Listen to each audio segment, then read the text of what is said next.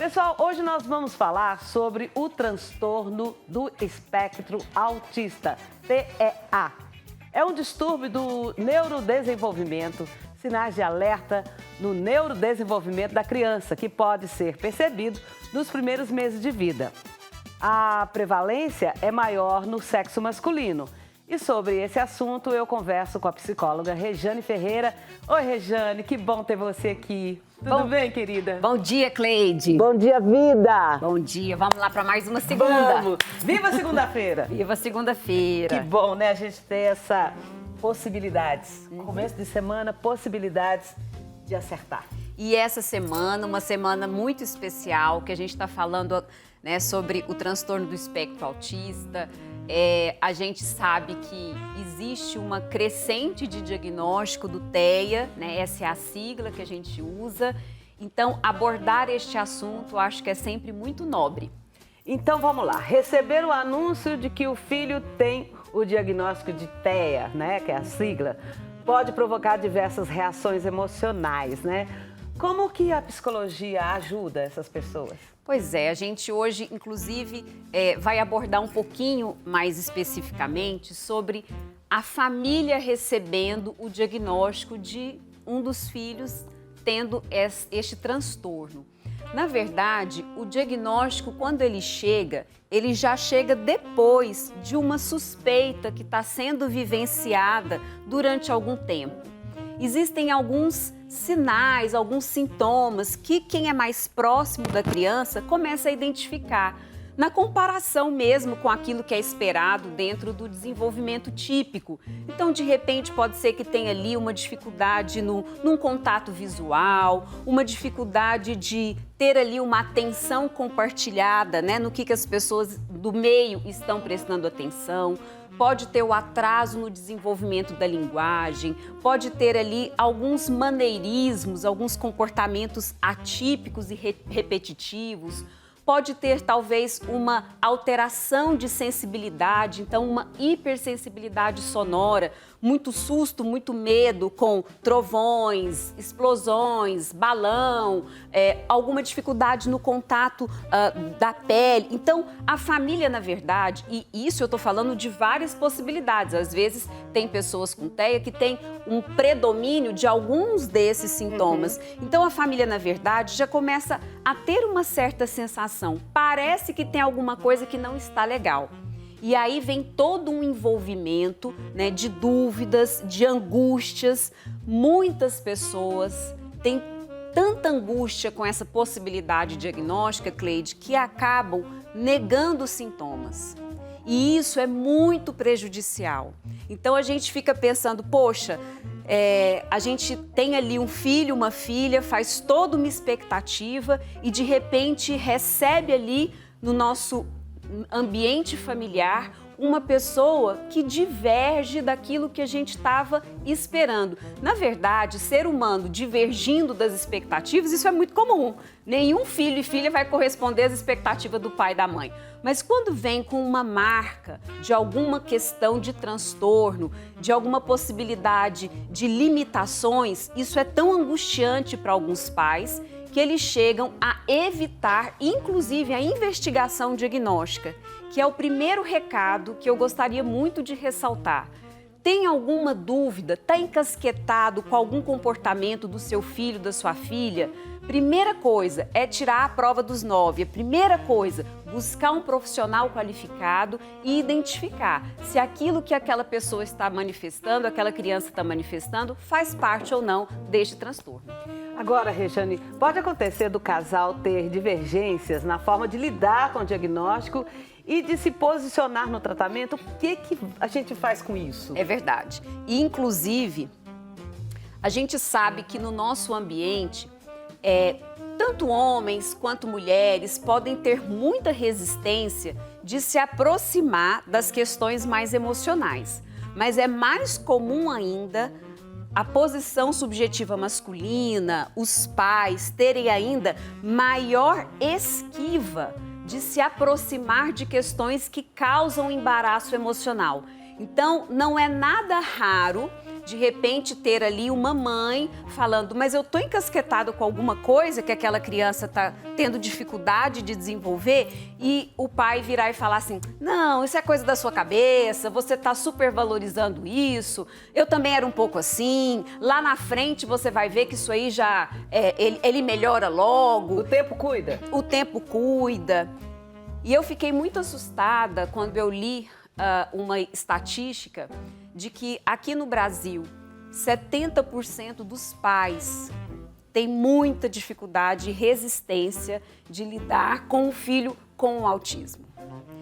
Isso é muito forte, Cleide. Muito. E eu acho muito. que esse momento que você está trazendo aqui para o seu programa, eu acho que ele é valioso em relação a esse sentido. A gente tem uma tendência muito grande, pela dor que isso causa na gente, pai e mãe, a quando um filho chega com alguma situação específica que vai demandar da gente um esforço que a gente não estava nem esperando como é que seria viver tudo isso, a gente tem uma tendência a já afunilar o nosso olhar de uma maneira muito pessimista e achar que aquele desafio é maior do que a minha capacidade de enfrentá-lo e contorná-lo. E, na verdade, é um desafio, sim, mas pode ser que também seja uma imensa oportunidade de desenvolvimento pessoal, de revisão de valores, de troca de pirâmide de prioridade na vida e de muito, muito vínculo afetivo.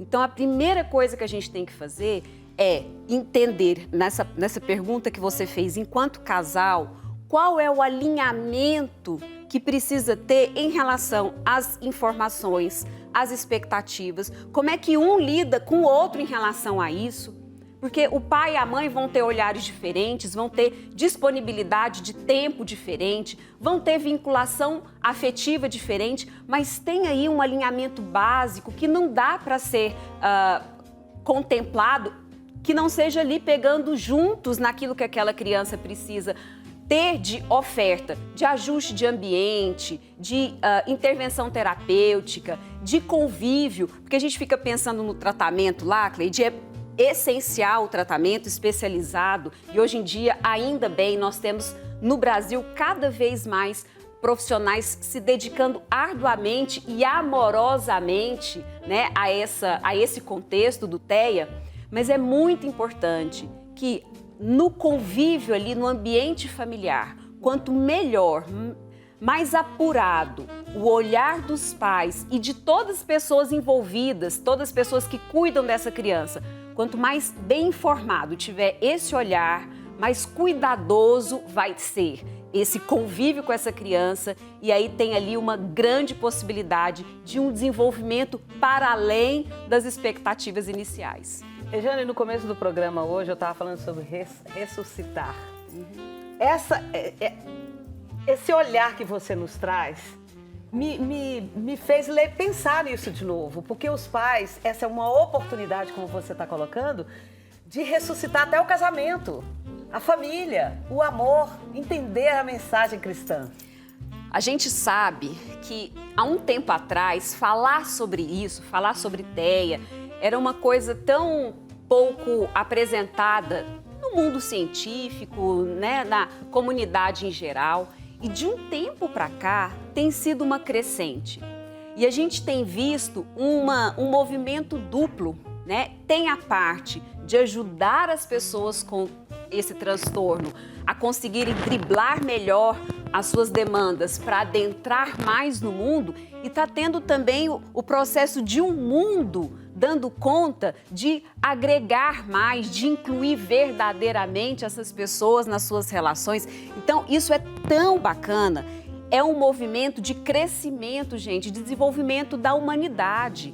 Então, a gente ver pessoas que têm ali alguns comportamentos que diferem do que é esperado, do típico, dentro que a gente fala assim, dentro do normal, e a gente falar, poxa, isso que diverge daquilo que eu esperava, daquilo que é da minha expectativa e tal, não necessariamente eu preciso ver isso com aquele olhar trágico. E a gente tem tido tantas oportunidades, até na mídia, em redes sociais, mas na mídia aberta, de pais tão amorosos, assim, exemplos tão reais, tão concretos de famílias que conseguem se envolver, entender o desafio, a dinâmica, expressar os momentos de cansaço. O Mion é um deles, né? Olha, o Marcos Mion, ele faz um exemplo tão concreto e vívido ali de um amor. Ele tem um amor com o filho, com o Romeuzão, assim, que o Brasil inteiro o ama, sabe? Acho que ele tem um carinho ali, acho que o Brasil inteiro olha para a família do Mion, assim, com tanta admiração, com tanto amor. E isso é uma forte inspiração para todos nós. Pois é, agora que tem um detalhe, você tá falando isso aí e eu sempre me colocando como avó, né? Porque eu sou vó babona. Aí tá, os pais vão ao médico, vê, recebe a notícia e tem aquela avó que não quer muito participar disso e ela quer sempre animar o neto. Como que é esse processo? Olha só, e a gente sabe, a avosidade, gente, deve ser muito gostosa mesmo de ser vivida, né, Cleide? Eu espero um dia, se Deus quiser, poder passar por essa experiência. Mas a gente sabe, então, como eu tinha falado, há um tempo atrás, o TEA era uma possibilidade muito pouco divulgada, falada, vivenciada. Era vivenciada de uma maneira meio velada, não compreendida. Coisa então, de porões. Lá para trás, as pessoas não sabiam como lidar com isso, que repertório precisaria ter agora esse ambiente para conviver com pessoas com esse transtorno. Hoje já é um pouco diferente, mas tem muitos avós que vão vindo então com essa bagagem mais antiga, mais lá do passado, e começam a achar que o jeito que o pai e a mãe estão fazendo agora, o jeito que o profissional orientou, não é desse jeito não. Deixa eu voltar e fazer daquilo que foi do meu formato de experiência.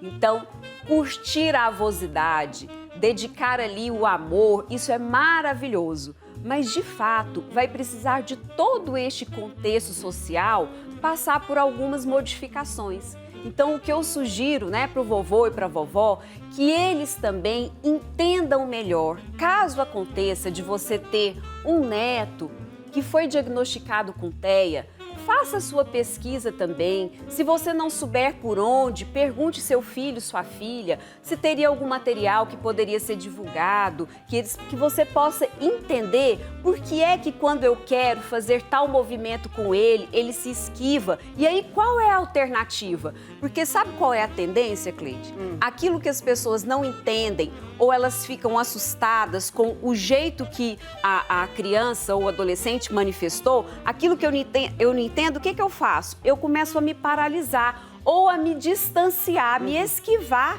daquele neto. E é o contrário.